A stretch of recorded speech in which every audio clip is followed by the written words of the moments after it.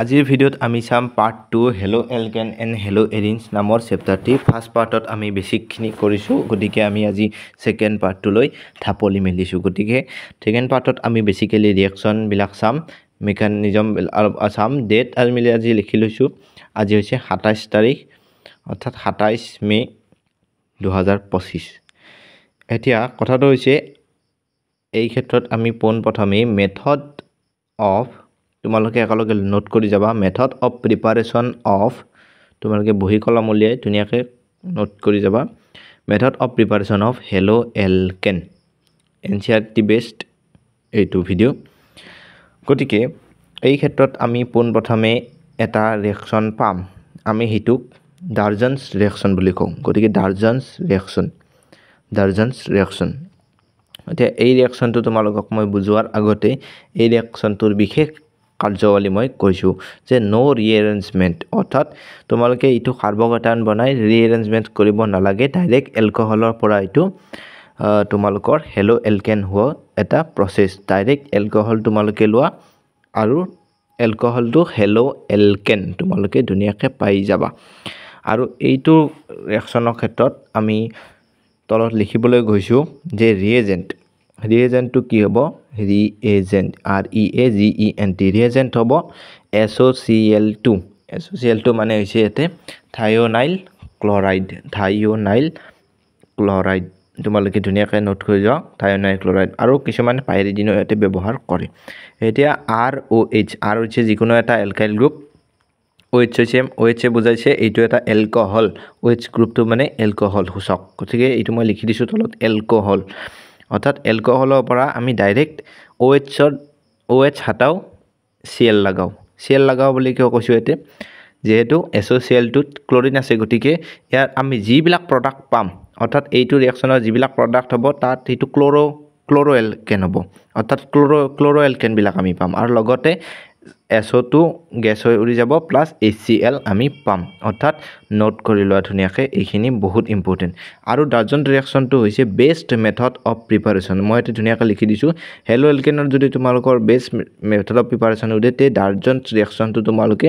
অপচনত click কৰিবা Darzens reaction is the best method of preparation of মই ধুনীয়াকৈ note কৰি গৈছোঁ তোমালোকে লিখিবা প্ৰিপাৰেচন অফ হেলো এলকেন তোমালোকে নিশ্চিতভাৱে ইয়াতে দেখিবলৈ পাইছা নেক্সট পেজলৈ আমি যাওঁ এইটো হৈছে বহুত বেছি ইম্পৰ্টেন্ট মৰঙা চেৰি তোমালোকে দেখিবলৈ পাইছা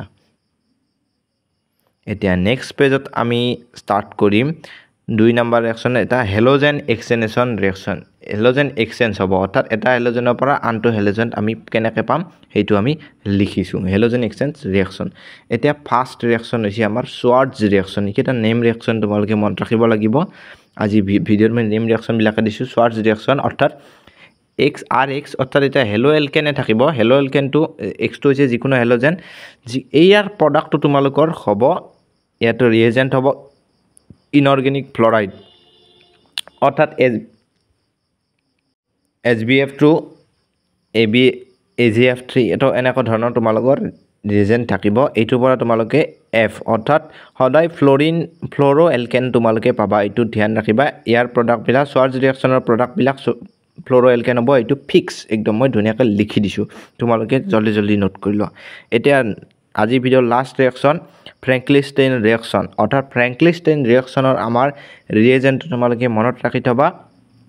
মই ধুনীয়াকৈ লিখিম তো ইয়াতো তোমালোকে পোনপ্ৰথমে এটা হেলো এলকেন লিখি ল'ব লাগিব RX ধৰা R2 হ'ব তোমালোকৰ ক্লোৰিন ব্ৰোমিন এইগুলা ধৰণৰ লগুৱাই লোৱা তোমালোকে হেলোজেন বুলি মই লিখি দিছোঁ এতিয়া ইয়াৰ আমি ৰিএজেন্ট দিম NaI অৰ্থাৎ সোডিয়াম আয়োডাইড আৰু এচিটন মানে হৈছে ডাইমিথাইল কিটোন বা প্ৰপেনন বুলি তোমালোকে ইয়াতে আইউপিএছ নামটো লিখিব পাৰা প্ৰপেনন বুলি লিখিব পাৰা কিন্তু মই এতে তোমালোকে ডাইৰেক্ট লিখি দিছোঁ যে তোমালোকে এইটো এচিটন বুলি লিখি থোৱা তাৰপিছত RI অৰ্থাৎ হৈছে আয়োডো এলকেন এটা তোমালোকে পাবা অৰ্থাৎ ইয়াৰ প্ৰডাক্ট বিলাক সদায় ফ্ৰেঙ্কলিষ্টেইন ৰিঅ্যাকশনৰ প্ৰডাক্ট বিলাক সদায় আয়োডিনত থাকিব হেলোজেন আয়োডিন এটা কোৱেশ্চন কৰো এলকাইল ফ্লোৰাইড আৰ সিনথেসাইজ বাই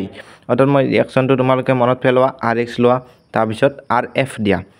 RF দিলে আমাৰ কোনটো ইনঅৰ্গেনিক ফ্লোৰাইড F এৰে FF ফ্লোৰাইডৰ মনত ৰাখি ভাল হ'ব ফ্লোৰাইড হয়তো আমি সোৱাৰ্টজ ৰিয়েকশ্যনত পাইছিলোঁ ইনঅৰ্গেনিক ফ্লোৰিন আমি ইয়াতে ইনঅৰ্গেনিক ফ্লোৰাইড আমি ইয়াতে ব্যৱহাৰ কৰিছিলোঁ ফ্ৰেংকেনষ্টাইন ৰিয়েকশ্যনত আমি NaI প্লাছ এচিটন মই ইয়াতে ধুনীয়াকৈ মেনশ্যন কৰিছোঁ next reaction which is Frankenstein ৰিয়েকশ্যনত কি হৈছিল আমি এচিটন আৰু NaI ব্যৱহাৰ কৰিছিলোঁ গতিকে মই ইয়াতে ৰিয়েকশ্যনটো তোমালোকক এবাৰ লিখি দিছোঁ অৰ্থাৎ ইয়াৰ প্ৰডাক্টবিলাক সদায় RI হ'ব অৰ্থাৎ আয়োডিন থাকিব গতিকে option number A is the correct choice next তোমালোকে এইটো ধুনীয়াকৈ লিখি লোৱা এইটোৰ প্ৰডাক্টটো মই লিখি দিছোঁ RI অৰ্থাৎ iodine next best method of preparation অৰ্থাৎ বেষ্ট মেথড অফ প্ৰিপাৰেশ্যন ৰিয়েজেণ্টটো কি হ'ব অৰ্থাৎ মই আগতে লিখিছোঁ যে Darzens reaction is the best method of preparation of haloalkane গতিকে ডাৰ্জনছ ৰিয়েকশ্যনটো তোমালোকৰ ইয়াতে শুদ্ধ উত্তৰ হৈ যাব ডাৰ্জন ৰিয়েকশ্যনৰ ৰিয়েজেণ্টটো আছিল SOCl2 থাইঅনাইল ক্লৰাইড তোমালোকে মনত ৰাখিবা option number A is the correct choice thank you so' much